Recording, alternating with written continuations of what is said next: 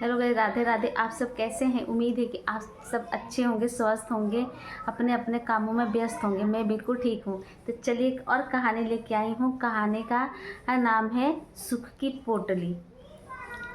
तो कैसे एक आदमी को सुख की पोटली की तलाश होती है, सुख की तलाश होती है, और उसको कैसे सुख मिलता है और क्या होता है इस कहानी में, यही है।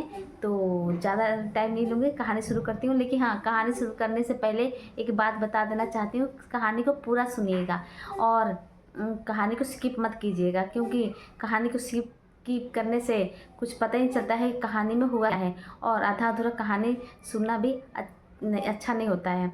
तो ज़्यादा टाइम नहीं लेती हूँ, चलिए शुरू करती हूँ कहानी। कहानी एक आदमी की। वो आदमी बहुत ही ज़्यादा भक्तमय था। वो हमेशा शिव चर्चा करता था, शिव गुरु का बहुत बड़ा भक्त था। उसको पर एक ही बात की लालच थी कि मेरे को हमेशा दुखी रहता था। वो सोचता रहता था, हे मेरे जैसा कोई दुखी नहीं है इस दुनिया में। वो हमेशा ही यही शिकायत करता था और हमेशा भगवान की पूजा भी करता था। तो एक दिन सपने में उसके शिव गुरु आए और बोले, बताओ तुम्हें क्या चाहिए। तो बोला, क्या भगवान, आपने तो सिर्फ मुझे दुख ही दुख दिया है, कभी सुख दिया ही नहीं है। और बाकी लोग कितने सुखी रहते हैं, उनकी ज़िंदगी में कोई दुख ही नहीं रहता है, हमेशा सुखे सुख नज़र आते हैं। तो क्या मुझे ही सब दुख देना चाहिए था? तो भगवान बोले, ऐसा कुछ नहीं है, सबका अपना अपना दुख सुख होता ही रहता है। तुम बताओ तुम्हें क्या चाहिए। तो उसने बोला, मुझे तो सिर्फ सुखे सुख चाहिए, मुझे दुख नहीं चाहिए। तो शिव गुरु बोले, चलो फिर तुम मेरे साथ चलो कहीं। तो बोला है आदमी, कहाँ चलना है? तो बोले, चलना है कहीं, लेकिन चलने से पहले तुम्हें एक काम करना पड़ेगा।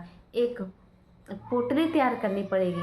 उस पोटली में जो भी तुम्हें दुख होगा उस पोटली में लिख देना, और लिख के और उस पोटली में बांध देना उस पोटली को।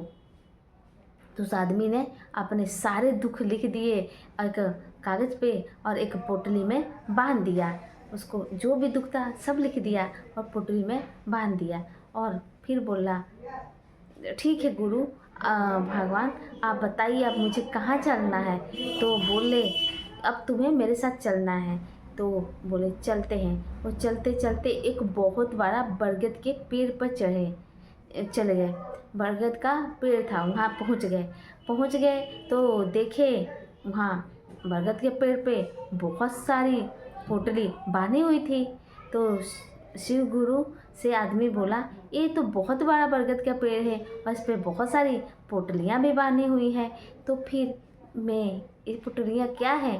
तो गुरु महाराज शिव गुरु बोले कि ये पोटलियाँ तुम्हारे जैसे इंसानों की पोटलियाँ हैं, जो अपने दुख लिख लिख के इसमें टांगे हुए हैं, बांधे हुए हैं, और तुम भी अपने पोटली इसमें बांध दो।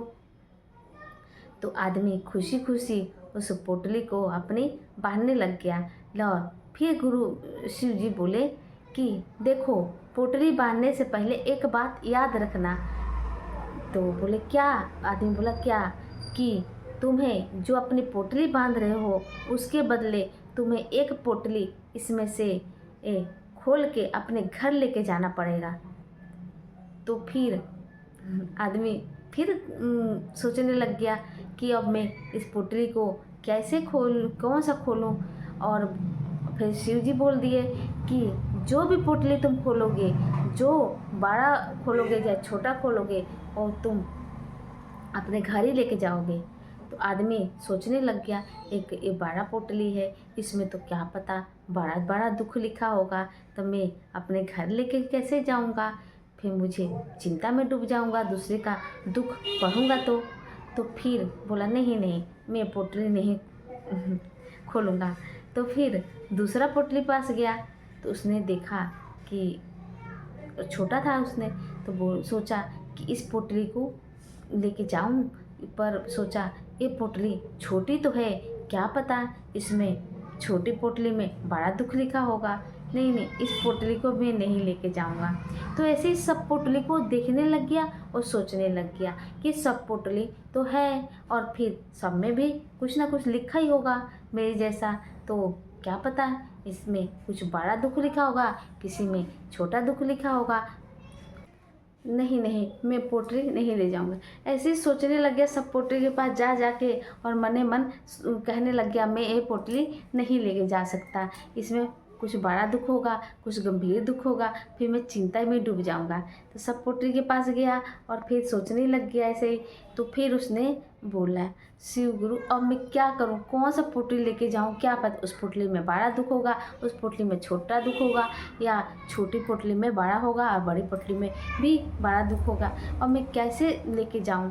तो शिव बोले हाँ ऐसे ही होता रहता है, जो भी इंसान इस धरती पर आया है उसको कुछ ना कुछ तो दुख होता ही रहता है, और जो इंसान है तो उसको भगवान दुख देते ही हैं। जो दुख ही नहीं होगा तो सुख का कैसे अनुभव करेगा। किसी के ज़िंदगी में कोई सुख कोई नहीं है, सुख भी होता है दुख भी होता है। जो इंसान दुखों से निकल के बाहर दुखों से झेल लेता है उसको सुख की प्राप्ति होती है, और जो सुख में भी भगवान को याद नहीं करता है और हमेशा अपने भाग्य को कोसता रहता है, तो फिर उससे उसका भाग्य भी बदल जाता है। इसलिए दुख हो या सुख हो तो फिर उसको अपनाना ही पड़ता है। कोई ऐसा इंसान नहीं है जिसको दुख नहीं है, और हर इंसान जो भी धरती पाया है, जो अमीर है तो फिर उसके स्वास्थ्य के लिए दुख है, उसका शरीर में कुछ ना कुछ बीमारी लगी रहती है। जो गरीब है तो उसको एक ही दुख है कि मेरे पास धन नहीं है, और फिर जिसके पास स्वास्थ्य है तो उसको एक दुख होता है कि मेरे पास परिवार नहीं है, जिसके पास परिवार है तो ये दुख होता है कि मेरे पास धन नहीं है। तो इस तरह कुछ ना कुछ दुख किसी न किसी ज़िंदगी में लगा ही रहता है। तो उससे जो घबरा गया तो इंसान ही कैसा। तो फिर बोला और मैं क्या करूं। तो उसने सोचा क्यों ना बस मैं अपनी ही पोटली अपने घर ले जाऊं, जो भी मेरा दुख होगा तो मैं उसको खुद ही सवे सहूँगा और उसको ख़त्म करने की कोशिश करूँगा। तो फिर उसने शिव गुरु को पैर छुए और बोला भगवान आप सच्ची कह रहे हैं, इतने बड़े बड़े पेड़ पे इतने सारी पोटलियाँ लगी हुई हैं, तो फिर इस पोटली को मैं कैसे ले जा सकता हूँ, दूसरे के दुख को मैं कैसे ले जा सकता हूँ। जो मेरा दुख है मैं उसी को ले जाऊँगा, हमें नहीं शिकायत करूँगा कि मेरे को ये दुख है। तो शिव जी बोले हाँ ऐसे ही होता है कि कोई भी सुखी नहीं है और कोई भी दुखी नहीं है। दुख के बाद ही सुख मिलता है, सुख के बाद भी दुख मिल सकता है। जो दोनों में संतुलन बना के रखता है वही इंसान कहलाता है। तो आदमी चला गया।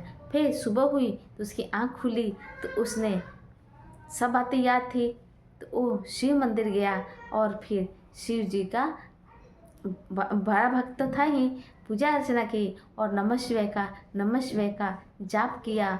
और शिव चाचा के जो 3 सूत्र है, पहले में दाया, दूसरे में चर्चा, तीसरे में नमन, वो सब भी किया। और जो भी आता था उसको बताता कि आप शिव को गुरु बना लो, शिव बहुत दयालु हैं। और दया मांगता हे शिव गुरु आप हमारे गुरु हैं, हम आपके शिष्य हैं, हमारे शिष्य पे दया बनाए रखिएगा।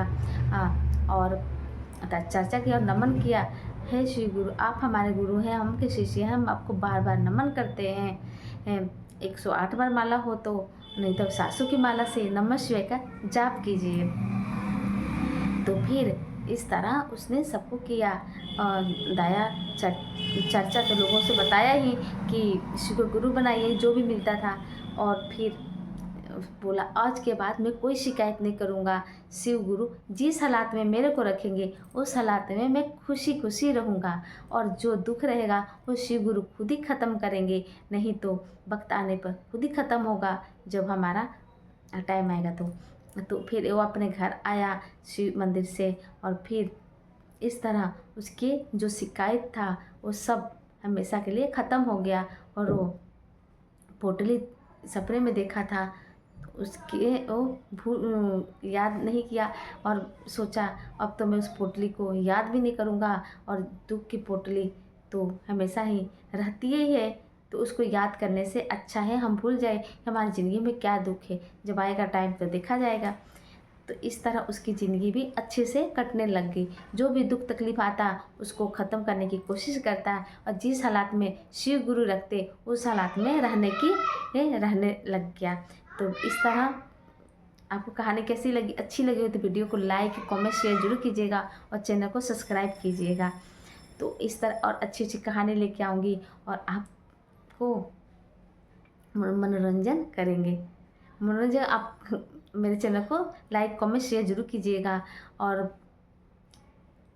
कहानी भी कोई ना कोई किसी की ना किसी के साथ घटित ही कहानी बनती है। जो किसी के साथ बीत चुका होता है वही एक कहानी का रूप धारण लेता है, और कहानी को पूरा सुनना चाहिए। आधा अधूरा सुनेंगे तो पता ही नहीं चलता कहानी में हुआ क्या है। ऐसे भी शिव चर्चा की कहानी को पूरा ही सुनना चाहिए, पूरा सुनने से ही फल मिलता है। तो फिर कमेंट में आप हर हर महादेव जरूर लिखिएगा। हर हर महादेव लिखने से बहुत ही शिव गुरु का कृपा आप पे बरसेगी। तो हर हर महादेव।